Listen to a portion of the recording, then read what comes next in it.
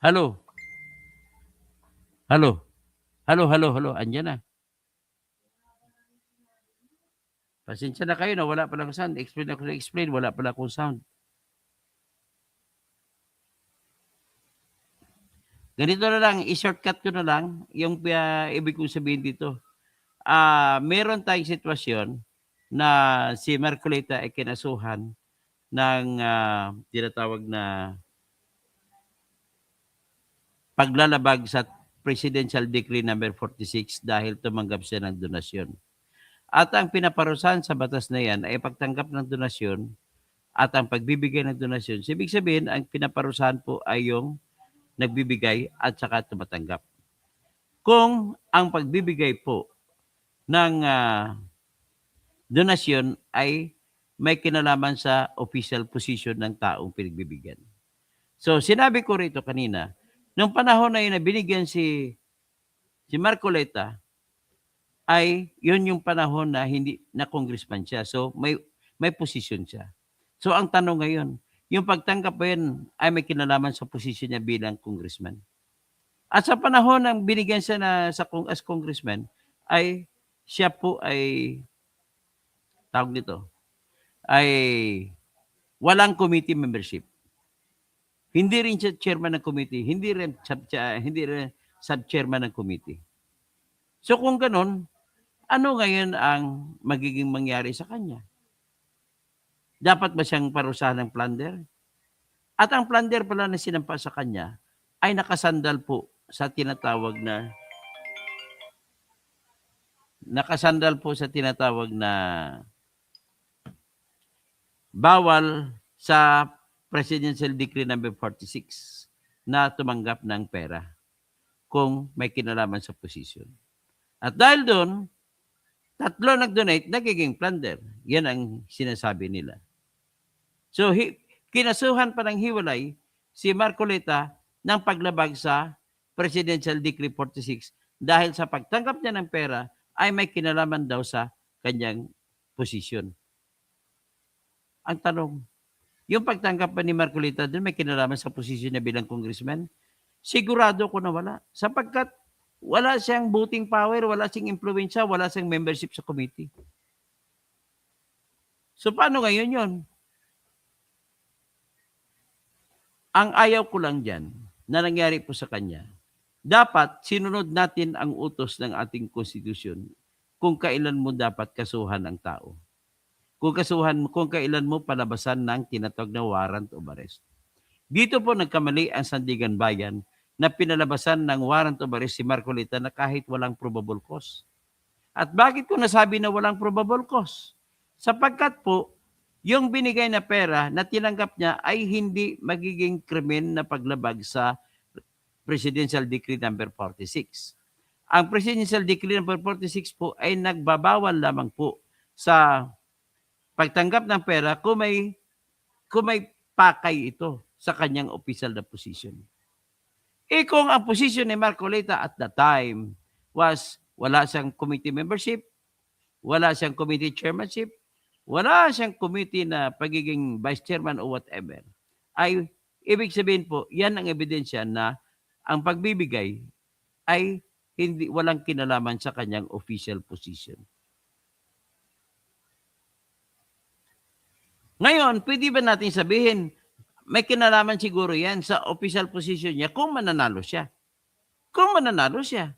But then, my question is, may tinatag tayong mens rea. Ano po yung mens rea, Langga? Ang mens rea ay may intensyong masama na kahit alam niyang mali, ay ginagawa niya. Kahit sinong tao, kapag ang pagpapatay ay alam na mali, and yet pinatay. So may mens rea, may intention na gumawa ng krimen. The intention to commit the act, yan ang importante dyan.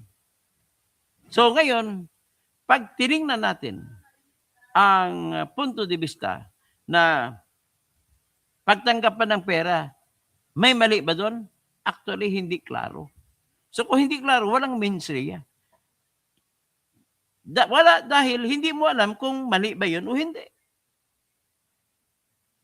So kung malabo, kung may mali o hindi, pag hindi mo alam, wala kang, yan ang tawag na good faith. So maabsuelto ka in good faith. Sa pagpatay naman, anong good faith na pag na wala kang kasalanan na hindi ka maikukulong? Good faith. Kung self-defense, napatunayang self-defense, hindi ka pwede ikulong. Nakapatay ka. Nakapatay ka nang dahil aksidente, good faith ka. Hindi ka pwede ikulong. Accident of time yun. Accident of place. Accident of the thing that happened. Halimbawa, naglilinis ng baril. Tapos biglang pumutok na hindi sinasadya pagbalik. Kasana, natapos nilinisan, ibalik na. Na-disgrasya, may bala pala. Pumutok, may namatay. Hindi siya pwede ikulong. Accident yan. So, ano pang ibang bagay na walang mens rea, walang intensyong pumatay? Kagaya ng nagmamaneho ka. Wala kang intensyong pumatay, nasagasaan mo. Nasagasaan mo dahil may iniwasan kang iba, sa paglihis mo ng sasakyan mo, may ibang tao na sagasaan. Hindi ka pwede ikulong kung accident lang yun. Pero, ikukulong ka rin, ang dahilan naman ay yung hindi mo pag-iingat. Hindi naman mens rea pinag-usapan doon. Ikukulong ka lang, ang tawag naman doon ay tinatag na homicide through reckless imprudence. Homicide na nangyari sa pamamagitan ng hindi pag-iingat. In other words, pag-usapan natin ang pagbibigay ng pagtanggap ni Marcolita ng pera. Alam niya, wala naman siya committee. So, magkaroon ba ng intention si Marcolita na makagawa ng krimen? Wala, kasi alam niya, wala sa committee, hindi siya makapagbigay ng pabor. Yan ang naisip niya. Hindi rin siya member ng committee, hindi rin siya chairman, hindi rin siya deputy chairman. So, hindi natin masasabi na ang pagbibigay sa kanya ay may kinalaman sa kanyang opisina. The only way na magiging guilty si Marcolita ay kung ang pagtanggap niya ay may kinalaman sa kanyang opisina. But then, yung ganon, ang magpapatunay ay yung nag-aakusa. Ngayon ang tanong, kailangan mayroong ebidensya. Ang tanong, may ebidensya ba si Remulla na may pakay si Marcolita na may pakay siya na gagawa ng krimen sa pamamagitan ng kanyang opisina? Dito, halimbawa natin, Ben Reklamador, na may pakay si Marcolita. But then, isa yan, iba naman yun kung may ebidensya ka sa pagbibigay. Sa ngayon, wala pong naisumiti na ebidensya ang ombudsman kung talagang may pakay si Marcolita. So ngayon, kung walang ebidensya, ang perang tinanggap ay hindi ill-gotten. At kung hindi ill-gotten, hindi siya pwedeng parusahan sa Presidential Decree 46 kasi walang kinalaman sa kanyang opisina. At kung hindi siya pwedeng parusahan sa Presidential Decree 46, hindi rin ito pwedeng gagamitin para mabuo ang plunder laban sa kanya. So simple as that. Pero kung gagawin natin na pinarusahan natin si Marcolita, nang dahil dyan, ano naman ang kaibahan nito kay Bongbong Marcos? Ang kaibahan nito kay Bongbong Marcos ay si Bongbong Marcos naman po ay pribadong tao siya nang tinanggap ang mga donasyon. So kung dyan, sa unang tingin mo, hindi mo talaga siya pwede makakasuhan. But then, ang batas ba na nagsasabi na by reason of official position ay nagtutukoy ba yan sa position na sa ngayon o sa future na kung mananalo siya? Tingin ko po, nagtutukoy yun sa future. Kaya, si Marcolita, pwede siyang parusahan kung nagtutukoy sa pagiging senador niya, ang posisyon. Pero, kung gano'n ang gagawin natin, the law must apply to all. May tinatawag tayo sa Section 1, Article 10 ng Constitution na sabi, no person shall be deprived of life, liberty, or property without due process of law, nor any person shall be denied the equal application of the law. So, equal application. Kung in-apply ka, Marcolita, dapat i-apply din kay Bongbong Marcos. Kay Bongbong Marcos, mahigit po kalahating bilyon ang natanggap niyang donasyon. Lahat na nagbibigay po ay wala pong posisyon si Bongbong Marcos noon.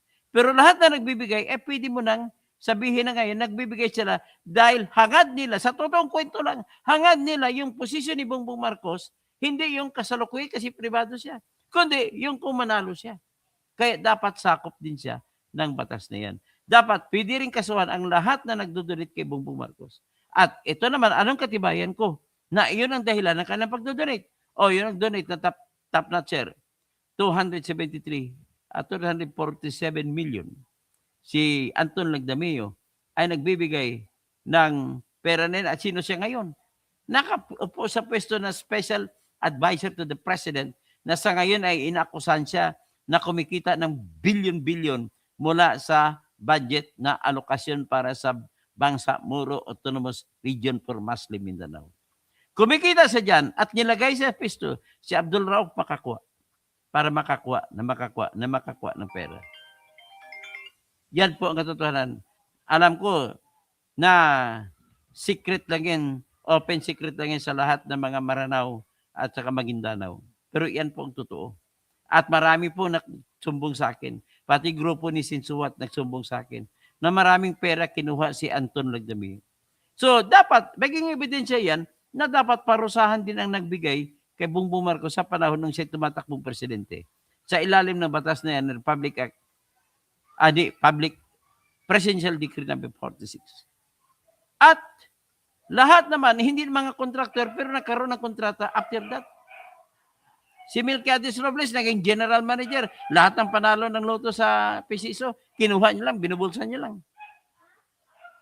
Lahat sila, si